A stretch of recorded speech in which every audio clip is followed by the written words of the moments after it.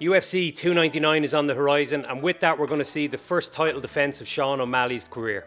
Throughout his UFC tenure, O'Malley's become known as a creative, free-flowing, effective striker. And a large part of his UFC run, he's been in there facing inferior opponents, which has allowed him to tap into that creativity and show off his full plethora of weapons. I feel, however, if we're going to assess him as a championship-level fighter, it's important to analyse how he fares against other fighters of a similar calibre. In his last two bouts, he's done just that. At UFC 280, he picked up a contentious split decision win in a 3-round war with Petr Yan, the former champion. This vaulted him into a title shot against the reigning champ Aljamain Sterling at UFC 292, where he picked up a second-round TKO victory to claim the belt. In today's video, we're going to dive into some of the defensive adjustments he made between these two bouts. And when you think about a fighter's defense, oftentimes the first thing that springs to mind for a lot of people is checking kicks, keeping your guard up, your chin down, slipping punches. But before any of that comes into play, the first two pillars of a fighter's defense are their footwork and their feints. When used correctly, these will cut out your opponent's attacks at source. O'Malley's performance against Aljamain Sterling to claim the belt, he used both of these to great effect to nullify the attacks of the reigning champ. The fight against Petr Yan was a very exciting 3-round battle. Both guys went toe-to-toe, both landed damaging blows. O'Malley did enough to get the nod on two judges' scorecards, but it really could have gone either way. He seemed happy in this bout to engage with his opponent, backed himself to win the striking battles, and what we got was a very exciting war over 3 full rounds. There was a much more cautious approach on display when O'Malley stepped in to face Aljamain Sterling, and I believe this is either one of or a combination of 3 factors. I think O'Malley and his coach Tim Welsh may have looked at the damage he absorbed in that Yan fight and decided that they need to approach things a little more reservedly. Secondly, the style of Aljamain Sterling probably played into it. It's no secret that Sterling's A game is to take you down, most likely get to your back. He's done this to a wealth of championship level fighters with great success over the years. And last of all, there's the transition from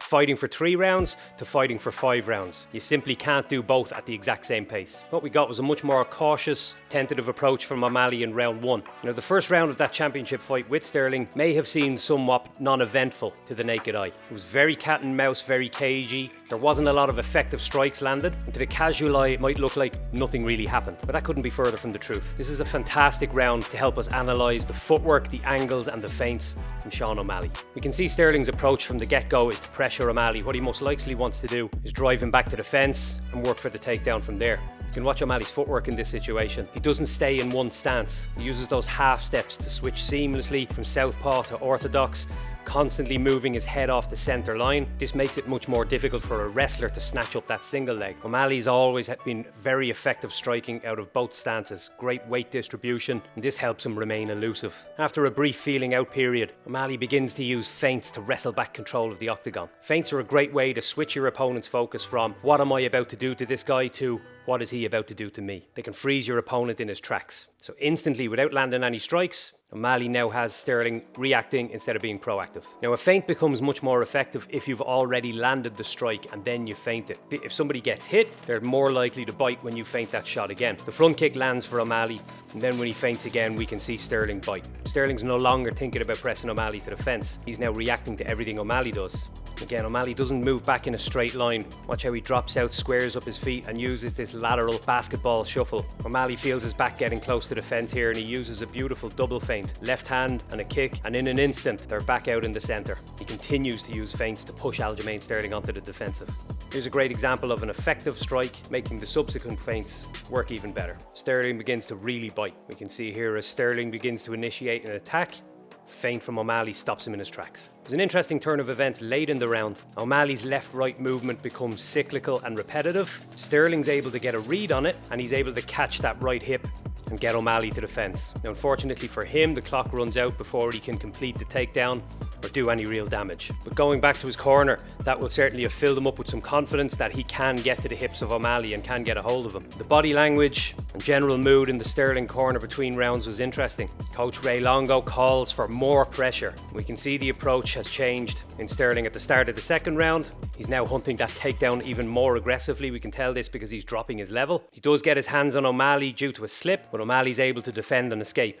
When they reset, you watch Sterling's body language. He's closing the distance, he's dropping his level. It's very obvious he's going to dive for that takedown. They end up in opposing stances here. And if you're shooting for a takedown in this position, you're not going to do it behind your jab. You're going to have to throw a cross to hide the shot. If you watch my previous video on pull counters, you'll know that A high-level counter-striker is going to be expecting that. O'Malley reads him like a book and times the pull counter to perfection. This fight was a beautiful example of the in-between work. In soccer, there's a term called off-the-ball running. The runs a centre forward makes that nobody finds, the tracking back a winger makes to cover for his teammates. This is the MMA equivalent. O'Malley's elusive footwork and feints caused Sterling to become more desperate in his attempts, and he walked right into that trap. He's got Chito Vera lined up for his first title defense, and a host of other killers lying waiting. What do you guys think? Who's going to be the guy to take the crown? Let me know in the comments below. Like the video, share, subscribe. Laters.